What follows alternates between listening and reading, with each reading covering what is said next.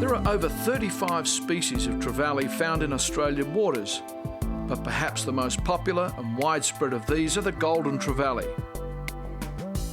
Known by fishermen simply as goldies, these are very much an inshore species and are found right around our tropical coast in a range of habitats.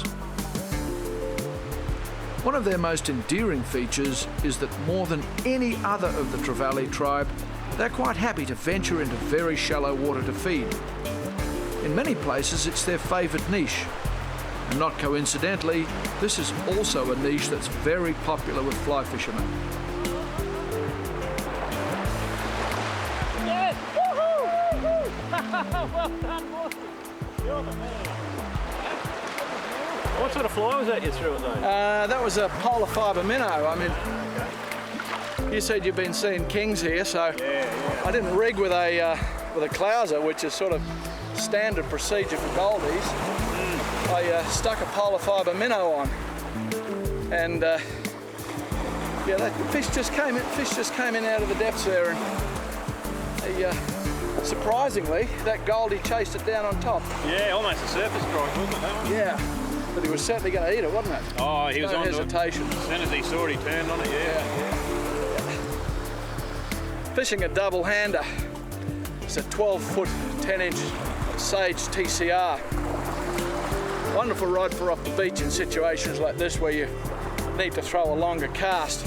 They do have their disadvantages. A lot of leverage working against me, but they certainly do have their advantages as well.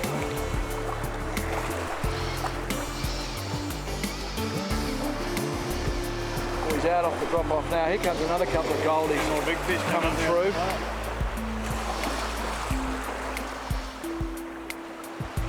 He's out off the edge. What size tip are you fishing on there? 16 pound, mate. 16 pound fluorocarbon. Okay. I went light because of the shallows here. Yeah. Certainly going a long, long way. There's half a dozen other fish coming in there to tail. Yep. That was a big fish too. Oh, yeah. Saw the take on the surface. He came up and oh, what's going on there now? I hope he hasn't found some. He might be over that edge. He's certainly out over the edge. This is where you really got to trust your knots, Bargy. Oh yeah, definitely. Put maximum pressure on this fish to try and turn it back out of that deep water. And He looked like a big fish too. it was a big fish, yeah. 20 pounds. Yeah. 20 pounds. Yeah. Gold. You've been catching a few this year? Yeah, this is one of the better years for goldies we've had. We caught 19 one day. Wow, But this year they're everywhere on the flats. It's really good. that's fantastic. A vintage year, as they say. Base, yeah, it is. Everything pointed towards this year being good for the Yeah. pelagic sort of thing, so it's been good.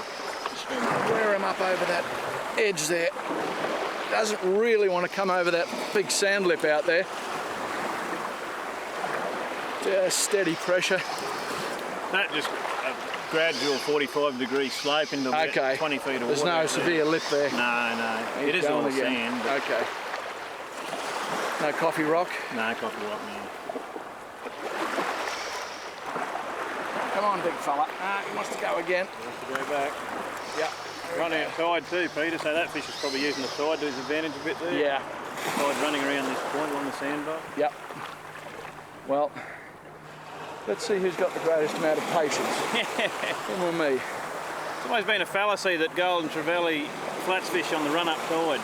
Okay. We've been catching more on the run-out tide, fish Yeah. up in half a metre water tailing Yeah, on the run out. on Wow. the run-out tide, yeah.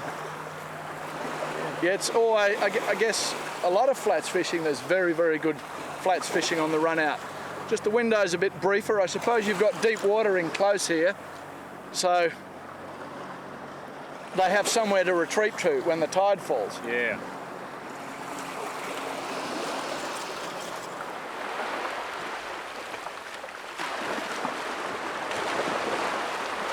Long double-handed fly rods are not normally associated with saltwater fly fishing, but they do have a small role to play, particularly in specific situations such as this, where a very long cast was required. This long soft lever can also work against the angler, and good rod work is required, especially when the fish is in close. Golden Trevally never surrender easily.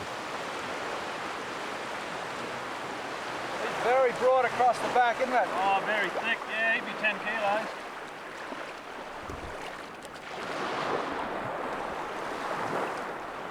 That's a 16-pound tippet, mate.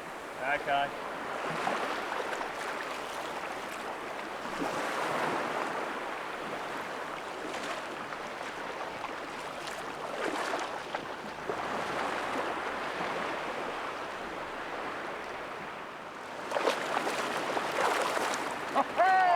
Top fish. Done. Top fish, Bargy. Top stuff, mate. Thanks, mate. That's a good goalie. Oh, he scoffed that down. Look Didn't at he? that. Okay. That's a nice fish. Beautiful. Wonderful. Place hasn't lost its magic. Hey? One of those early days with Sid. Yeah. Still happening. Still happening. Good years and bad years. Oh, this is a great one. Great year. All right. Let's let him go. Let him go.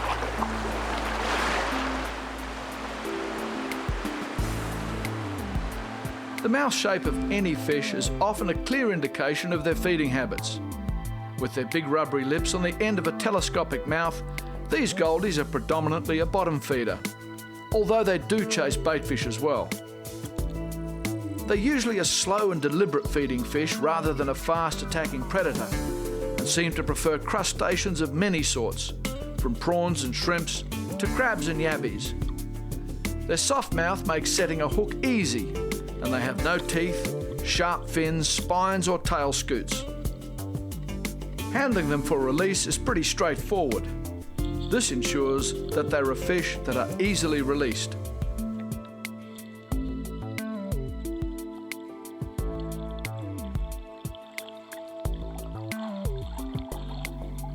They have a clear preference for yabbies, and in the tropics, any flat that's dotted with yabby holes is likely to attract goldies, but flats with weed beds are also excellent places to find them. The clearest indication of a flat where they've been feeding are the small craters they leave when they excavate yabbies from their holes. Goldies feeding in shallow water stand right up on their heads, and their tails clearly break the surface as they root out a morsel. They're often found with stingrays, and a flat that has a good population of rays is likely to be visited by goldies. Tails can be spotted from a long way off, and a fly fisherman should always be alert for any sign of a tail in water less than a metre deep. On most flats around the country, expect to find smaller goldies from 3 to 5 kilos.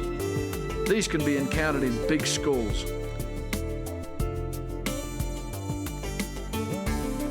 Yeah, Pete, there's some fish tailing out here, mate. See them? There's about 10 of them there. Oh, look at that. As the fish become larger, their numbers in a school usually diminishes to the point where the biggest fish are often found in pairs or even singles.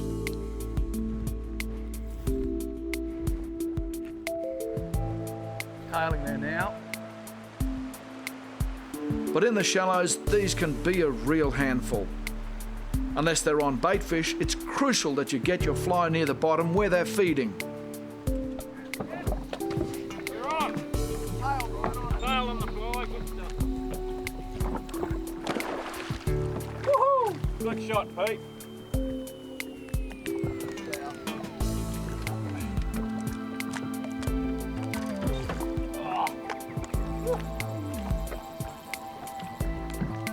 Yeah, classic take, wasn't it? Hit down there. How close was that, Morsey? 20 feet from the boat. Ouch, ouch, ouch, line burns.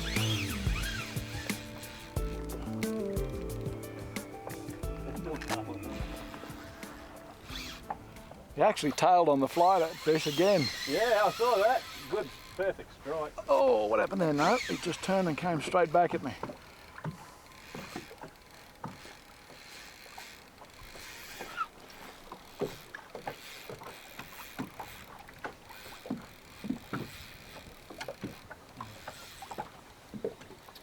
Another good fish too, Peter. Yeah, that was a really good fish. That was a good pair, wasn't it? 20 feet from the boat. The backhand cast. This is where you all your casting practice really pays off. You know, you're throwing clouses, a bit of wind, fish comes up on the wrong side of the boat. You know, you can't say, oh, quick, turn the boat, I can't make a cast. You've just got to take it. Just got to take the shot, and that's where all the time spent practicing your casting really pays off. Can't believe people who go fishing a few times a year don't spend any time practicing their casting. It's crazy. If you don't go fishing to practice your casting, that's something that can be done at home,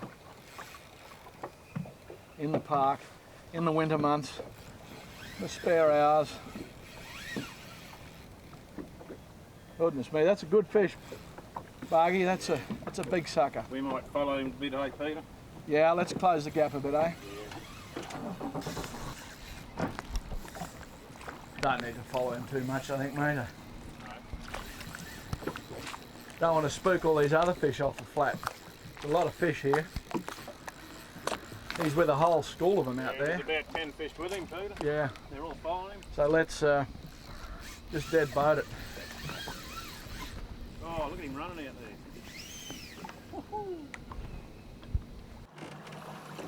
Still going. Okay.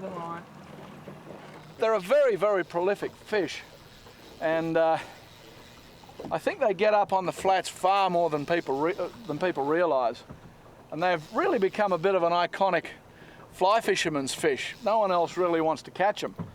You know, and one of the reasons they've become such an iconic fly rod fish is that they do get up on the flats and tail, you know. Yeah. But no, they're very prolific fish. Look, as a deep water fish, you know, they don't do a lot for me. You know, they're just good old honest Trevally. Yeah. But when you get them up on the flats, that's just a whole different ball game. Something special to see them fish tailing in the shallows, isn't it? Yeah. They are really our iconic flats fish. You know, in a land with very few bonefish, these golden Trevally are it. And I think more and more fly fishermen are really starting to look for them. And I know out on those Great Barrier Reef sand cays and all the rivers up north, all the Cape York rivers, on the west coast of Cape York, all around the country, you find flats, you'll find goldies. A lot of weed. Picked up a fair bit of weed there. Give it a shake off. You want me to clear that, Peter? Oh, that's okay. Coming down through the guides. I'm actually fishing an 8-weight today. Probably bottom range of weights you want to use on these fish, because there are some very big fish here. But it was, I'm looking for a little bit of stealth, a little bit of lighter touchdown. And this rod has plenty of grunt in it. It's marginal for delivering those clouses, particularly in this wind we have, but certainly great on it. This is the first good fish I've caught on this new rod. I'm enjoying this. Yeah. Come on, big Goldie. I think that is the trouble. A lot of people still take them to eat, Peter, and it's a shame because they're not a great table fish in my opinion. Oh, they're a dreadful eating thing. These Harvey Bay ones have got a lot of worms in them too, haven't they? Yeah, that sort of gut cavity. Yeah, along the backbone, yeah. Yeah. I wonder how many end up on the tip or given to the neighbours or fed to the neighbour's cat, or, you know, it's just a tragedy. They're such a valuable sport fish. They are. Do they still net them commercially here? Yeah, it's very hard, unfortunately. They're worth thousands of dollars alive, these fish, and they're released to fight another day. Yeah. But commercial boys probably get a couple of bucks a kilo, and most of them would go for pet food, which is a shame. Oh, that's a tragedy. That is an really absolute tragedy. The amount of tourism dollar we can bring into the bay to catch these fish is astounding. It's worth far more. Yeah. And it's sustainable. It's totally sustainable catching these fishing. But, absolutely. Yeah, I've found the techniques right around the country for goldies on the flats have been pretty similar. You know, there are times when they'll eat a fly mid-water, you know, no problem at all. They'll come up and take a bait fish. But when they're tailing and rooting around on the bottom, a lot of the time they want that fly on the bottom. And, you know, a clouser minnow is without question the best fly for them. Or, you know, heavily weighted bait fish patterns that are in the bottom third of the water depth. So, you know, if the water's a metre deep, you want it sort of within 30 or 40 centimetres of the bottom. You know, if you get within that bottom third of the water column, when you're in a sight fishing scenario, the likelihood of a bite is very high. They don't have to then look up and come up. Yeah, well, they're a fish. So much of their vision is focused downwards. Yeah. I think that is important from what I've seen. Get the fly down to their eye level so they can see it. Yeah. He's a good fish. This is a nice fish, Pete. It is a good fish. It's much bigger than it appeared to be when he ate the fly. How big were some of them other fish? They must have been 10 or 12 must be kilos. monsters. Some monsters in there. Okay, let's get him up. Come on, big fella. That's a good Goldie. That is an amazing fish on the flats. That is just fantastic. Good fun. We had a long way. Good fun when you think that.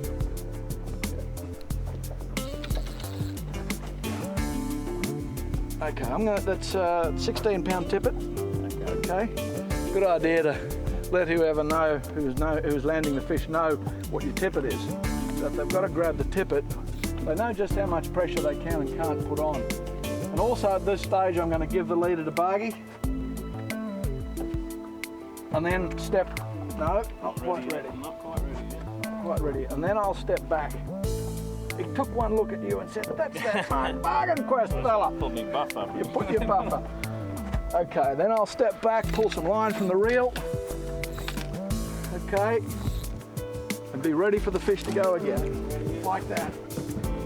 Not quite ready, Pete. Very tired. Still a bit green, eh?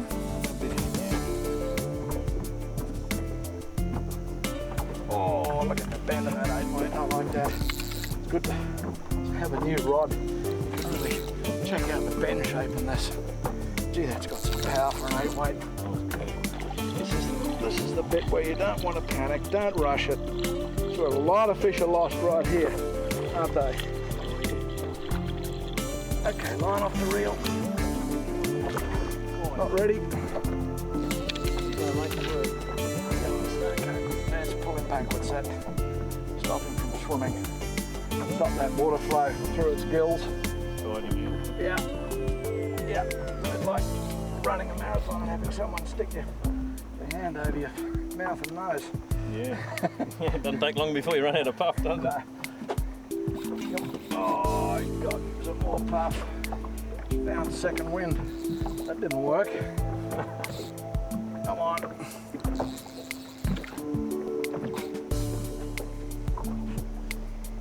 Long tail. Yeah.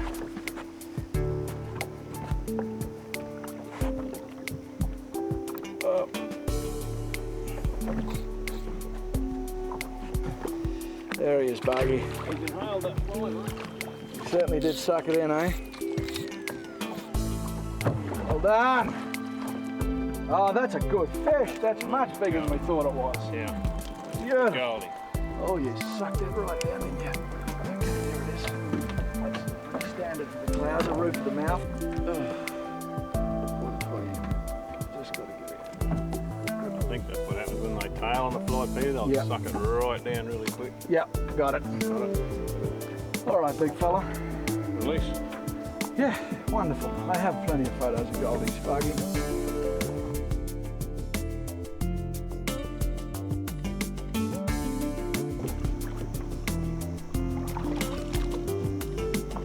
Well done. That is one valuable Peter. fish. Thanks, Mark. You've done Good to be back here, mate. Harvey Bay. Good to be back here chasing Goldies. Yeah. Yeah. I'll tell you what, I've seen them on flats all around the country, but nowhere near the size you got here. Harvey Bay, yeah. And nowhere near the size. They're all good fish, definitely, yeah. Think go for another one? I think so. Okay, let's go.